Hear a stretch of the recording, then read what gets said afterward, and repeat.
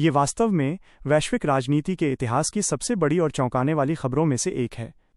1 मार्च 2026 की सुबह आई इन रिपोर्ट्स ने पूरी दुनिया को हिलाकर रख दिया है। ब्रेकिंग न्यूज़, ईरान के supreme leader Ayatollah Ali Khamenei की मौत, पूरा विश्लेषण। नमस्ते दोस्तों, इवैल्यूएट माई नॉलेज में आपका स्वागत है। आज हम एक ऐसी खबर पर चर्चा कर रहे हैं जिसने वैश्विक भू राजनीति जियोपॉलिटिक्स की दिशा बदल दी है।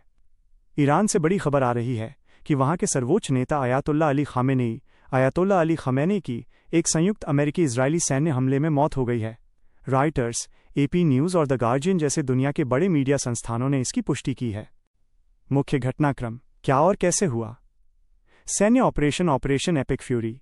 अमेरिका और इजरायल ने मिलकर ईरान पर एक बड़ा सैन्य हमला किया। खबरों के अनुसार ये हमला ईरान के परमाणु कार्यक्रम को रोकने और वहां की सत्ता में बदलाव लाने के उद्देश्य से किया गया था। तेहरान में धमाके। शनिवार 28 फरवरी की सुबह तेहरान स्थित खामेनेई के सुरक्षित परिसर कंपाउंड पर मिसाइलें दागी गईं। सैटेलाइट तस्वीरों में उनके आवास को भारी नुकसान पहुंचते हुए देखा गया है। मौत की पुष्टि।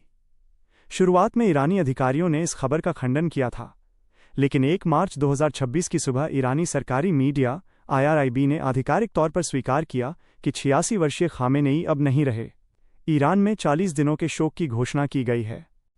वैश्विक नेताओं की प्रतिक्रिया। डोनाल्ड ट्रंप, अमेरिकी राष्ट्रपति ट्रंप ने सोशल मीडिया पर इस हमले को ईरानी लोगों के लिए अपनी आज़ादी वापस पाने का सबसे बड़ा मौका बताया। उन्होंने खामेनेई को इतिहास के सबसे क्रूर नेताओं में से एक करार दिया। बेंजामिन नेतन्याहू, इजरायली प्रधानमंत्री नेतन्याहू ने कहा कि ईरान के लोगों के पास अब अत्याचार के जुए को उतार फेंकने का अवसर है। ईरान का पलटवार। ईरान ने इसे एक कायराना हमला बताया है और कसम खाई है कि इसका बदला लिया जाएगा।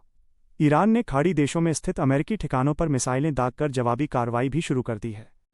क्या होगा इसका असर? Geopolitical impact. 1. नेतृत्व का शून्य, लीडरशिप वैक्यूम। खामेनेई 1989 से ईरान के सर्वोच्च नेता थे।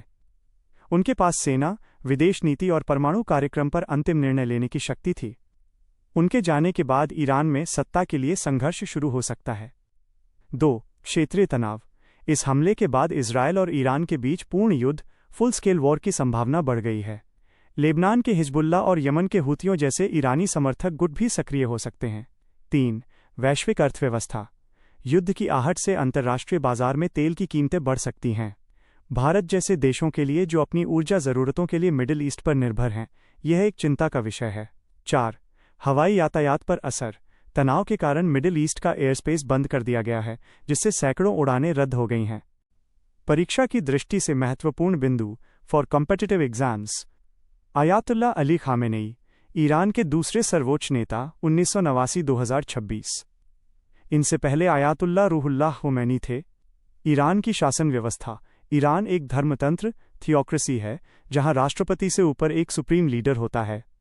ऑपरेशन का नाम अमेरिका इजरायल के इस जॉइंट स्ट्राइक को ऑपरेशन एपिक फ्यूरी नाम दिया गया है। दोस्तों, ये खबर अभी भी विकसित हो रही है। ईरान के भविष्य और दुनिया की शांति पर इसके गहरे परिणाम होंगे। ईरान के सर्वोच्च नेता अयातुल्ला अली खामेनेई की मृत्यु या उन पर संभावित हमले की खबरें वैश्विक राजनीति में एक भूकंप के समान हैं। विश्लेषण। क्या खामेनेई की मौत से मध्य पूर्व का युद्ध रुक जाएगा? भूमिका। आज हम उस सवाल का विश्लेषण करेंगे जो पूरी दुनिया के मन में है। अगर ईरान के सर्वोच्च नेता, सुप्रीम लीडर की मौत हो जाती है, तो क्या मध्य पूर्व मिडिल ईस्ट में चल रहा भीषण युद्ध रुक जाएगा? क्या अमेरिका और इजरायल अपने कदम पीछे खींच लेंगे? और सबसे महत्वपूर्ण, इस महायुद्ध की स्थिति में चीन और रूस की क्या भूमिका होगी? 1. क्या अमेरिका और इजरायल युद्ध रोक देंगे? इसका उत्तर सीधा हाँ या नहीं में नहीं दिया जा सकता। इसके 2 मुख्य पहलू हैं। रणनीतिक जीत, स्ट्रेटेजिक विक्ट्री। इजरायल के लिए खामेनेई की मौत उसके सबसे बड़े दुश्मन के सिर को काटने जैसा होगा। इजरायल का मानना है कि ईरान ही हमास, हिजबुल्ला और हूतियों का रिमोट कंट्रोल है। अगर नेतृत्व खत्म होता है तो इजरायल इसे अपनी जीत मानकर कुछ समय के लिए हमले धीमे कर सकता है। अस्थिरता का खतरा। अमेरिका के लिए स्थिति और जटिल होगी। खामेनेई की मौत के बाद ईरान में पावर वैक्यूम, सत्ता का शून्य पैदा हो जाएगा।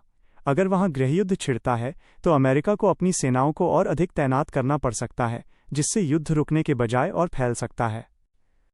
2. क्या चीन और रूस चुप रहेंगे? ये इस विश्लेषण का सबसे पेचीदा हिस्सा है। अक्सर ये माना जाता है कि चीन और रूस ईरान के मजबूत साथी हैं, लेकिन उनकी खामोशी के पीछे गहरे आर्थिक और सैन्य कारण हो सकते हैं।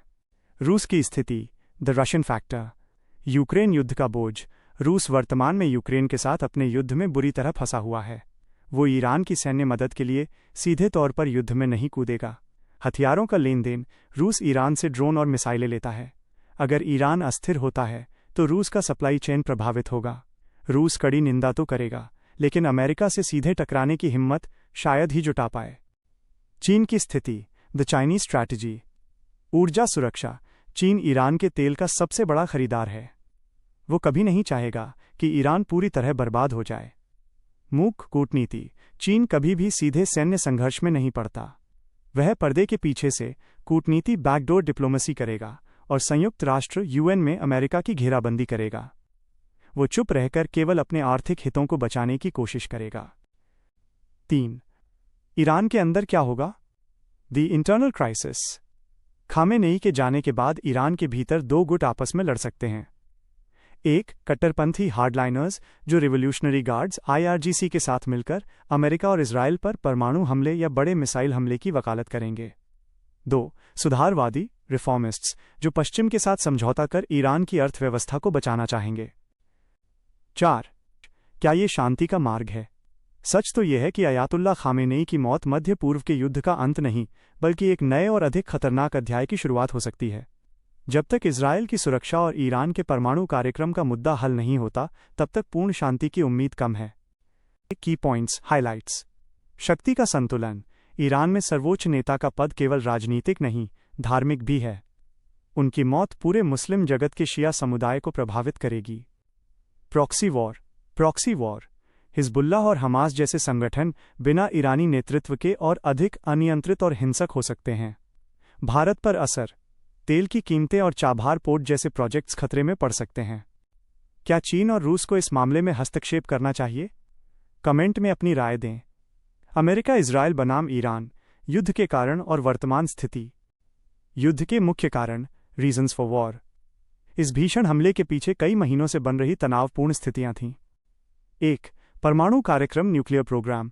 अमेरिका और इजराइल का दावा है कि ईरान परमाणु हथियार बनाने के बेहद करीब पहुंच गया था।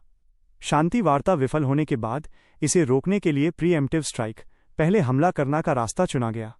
2. क्षेत्रीय अस्थिरता और प्रॉक्सी वॉर। इजराइल लंबे समय से आरोप लगा रहा था कि ईरान हमास, हिजबुल्लाह और हूतियों के जरिए उस पर हमले करवा रहा है।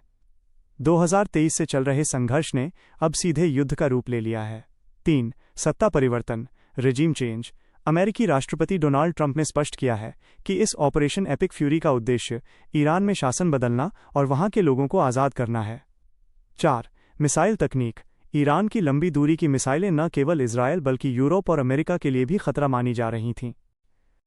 वर्तमान स्थिति, प्रेजेंट सिचुएशन, 1 मार्च 2026। आज की स्थिति अत्यंत गंभीर और अस्थिर है। सैन्य हमले। अमेरिका और इजराइल के लगभग 200 लड़ाकू विमानों ने ईरान के 500 से अधिक ठिकानों पर हमला किया है। इसमें तेहरान का supreme leader compound, missile launch pad और परमाणु केंद्र शामिल हैं। ईरान का पलटवार। ईरान की रिवोल्यूशनरी गार्ड्स IRGC ने इजराइल के रक्षा मंत्रालय और दुबई, बहरीन, कुवैत में स्थित अमेरिकी सैन्य ठिकानों पर सैकड़ों मिसाइलें और ड्रोन दागे हैं। अंतर्राष्ट्रीय असर। तारांकन, मिडिल ईस्ट का एयर स्पेस बंद होने से हज़ारों उड़ानें रद्द हो गई हैं। एयर इंडिया सहित कई भारतीय एयरलाइंस ने इस क्षेत्र के लिए अपनी सेवाएं फिलहाल बंद कर दी हैं।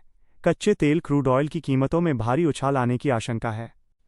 भारत पर प्रभाव, इम्पैक्ट ऑन इंडिया। नागरिकों की सुरक्षा।